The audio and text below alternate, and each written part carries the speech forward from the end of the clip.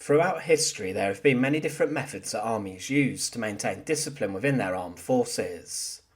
During the Second World War, there were a number of executions of criminals who had committed crimes whilst being a member of the Allied forces. Some were shot by firing squad for murder and committing horrific acts against civilian populations, but during the First World War, there was a big issue within the British Army with what to do with soldiers who were deserters or were fleeing from their post. Notoriously, the British Army sentenced over 300 British and Commonwealth soldiers to death for desertion, cowardice or other military offences. These were shot at dawn, being tied to posts and then killed by a firing squad and their rifles. Many of these men were simply very young, and a number were scared and fearful for their lives, as they should rightfully have been, as going over the top would result in their probable death.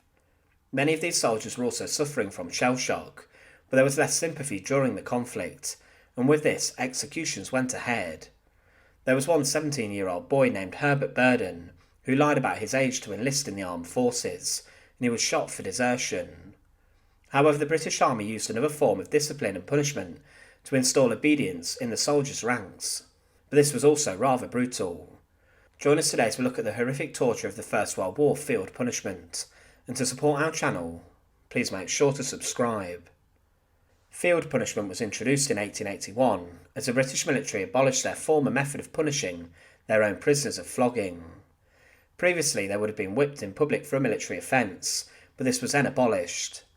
The usual sentence for offences of desertion or sleeping on guard duty was 4 months imprisonment with hard labour, and even 10 years imprisonment. A new way of dealing with soldiers found guilty of minor offences was introduced, and this was referred to as field punishment number 1. It involved the soldier being attached to a fixed object for up to 2 hours a day, and for a period of up to 3 months. But this was incredibly dangerous, as during the First World War, many of these men were stood tied to objects such as fences and stakes, which were within range of the enemy's artillery. This meant they could be tied to something for hours, and left like a lamb to the slaughter, with artillery shells dropping everywhere. Brigadier General Frank Percy Crozier stated that, "My duty was to teach them, with regulations and the Army Act, where they could see the penalties, and to help them to overcome the difficulties which impel to desertion, cowardice and such like offences, which in their case, if indulged in, lead to trouble and even death by shooting at the hands of the comrades. Fear is no more a crime in war than in peace. Inability to control or smother fear is an unpardonable and dangerous crime in war, as it is contagious, must be treated like any other disease in peacetime. Abolished, I would remind the advocates of the abolition of the death sentence in war that to catch any infectious disease in peacetime is no crime, but to foster its spread by non-notification is an offence against society, which is rightly punished." Field punishment number 1 was issued by the British Army on 60,210 occasions, and during the early part of the First World War, the punishment was applied to soldiers with their arms stretched out and their legs tied together. Because of this, it was known as crucifixion, and it was usually applied in field punishment centres which had been set up a few miles behind the front, but when a unit was on the move, it would be carried out even on the front line. It was very humiliating, and if exposed to open sunshine, it could cause further problems with heat stroke, and the soldier could also be affected by a number of other issues, such as trench lice. If they did start to become ill, then the military police would check up on them. There were accounts also of commanding officers who abused the regulations regarding field punishment, and they tied the prisoners' hands behind their backs, and even suspended them by a rope tied around their wrists, with their feet barely touching the ground, which would add even more pain. The regulations said, "A soldier may be attached to a fixed object. The following instructions will in future be strictly adhered to. The soldier must be attached so as to be standing firmly on his feet, which if tied must not be more than 12 inches apart, and it must be possible for him to move each foot at least 3 inches. If he is tied round the body, there must be no restriction of his breathing. If his arms or wrists are tied, there must be 6 inches of play between them and the fixed object. His arms must hang either by his side or behind his back. Irons should be used when available, but straps or ropes may be used in lieu of them when necessary. Any straps or ropes for this purchase must be sufficient width, that they inflict no bodily harm and leave no permanent mark on the offender." But for many soldiers fighting on the Western Front, it haunted their experiences on the trenches.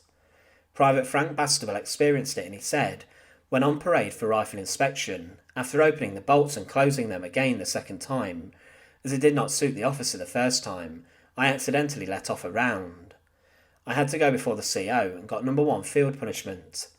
I was tied up against a wagon by ankles and wrists for 2 hours a day, 1 hour in the morning and 1 in the afternoon, in the middle of winter, under shell fire." So his experience had shackled him to a wagon in the freezing cold, but also with the threat of enemy artillery being fired overhead. Of course, there were some casualties with the shells exploding near the punishment. There were some people who did oppose this, as it was said to have been degrading. One witness said, "One fine evening 2 military policemen appeared with a handcuffed prisoner, and in full view of the crowd and villagers, tied him to a wheel of a limber cruciform fashion. The poor devil, a British Tommy, was undergoing field punishment number 1, and this public exposure was part of the punishment. There was a dramatic silence as every eye watched the man being fastened to the wheel, and some jeering started. Lashing men to a wheel in public was one of the most disgraceful things in the war. Some officers also believed it was wrong, and one would write how his servants suffered field punishment number 1. Robert Graves wrote, "The next morning I was surprised and annoyed to find my buttons unpolished, and only cold water for shaving. It made me late for breakfast.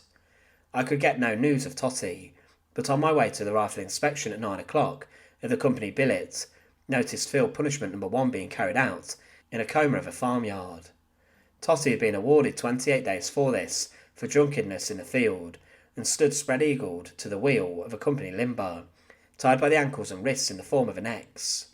He was obliged to stay in this position, crucifixion they called it, for several hours each day, as long as the battalion remained in the billets, and then again after the next spell of trenches. I shall never forget the look that my quiet, respectful, devoted Totty gave me. He wanted to tell me he regretted having letting me down, and his immediate reaction was to attempt to salute. I could see him vainly trying to lift his hand to his forehead and bring his heels together." An article in the Sunday Herald documented field punishment published on the 29th of October 1916, and it told of the horrors of the punishment method. The article began with an account describing the punishment of 6 soldiers from Liverpool who lost their gas helmets on a march.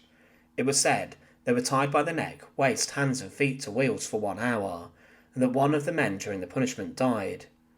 Other cases of field punishment include George Newham from the 2nd Sherwood Foresters, who received 8 days of it for absence and drunkenness, and also Lance Corporal Albert Vickerstaff, who received 14 days for insolence to an NCO.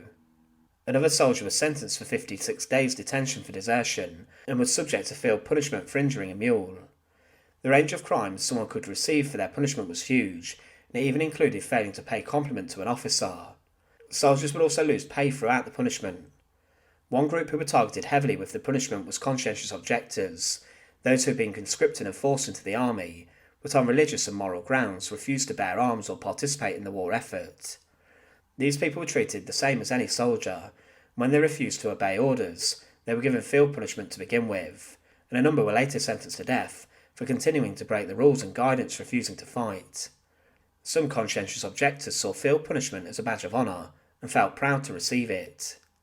There was also field punishment number 2, in which a prisoner was placed in fetters and handcuffs but was not attached to a fixed post or object and was able to march with his unit, and this was considered less serious.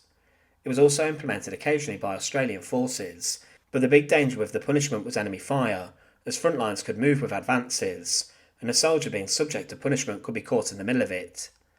As mentioned, some officers would purposely put a soldier in danger during the punishment, placing them within firing range. But it was in 1923 that field punishment was abolished, years after the end of the First World War. Physical restraint remained a possibility to punish, but in total over 60,000 soldiers had been subject to it. In some cases it was effective, with only one ordeal needed to put a soldier off re-offending. However, many people were placed in positions of danger, as their commanding officers viciously sought to teach them a lesson, and as some soldiers would say, it was akin to crucifixion and torture. It was a practice which was dangerous, especially if carried out on the front line, and was a punishment that could last a matter of weeks. Thanks for watching. To support our channel, please make sure to subscribe, and once again, thank you so much for watching.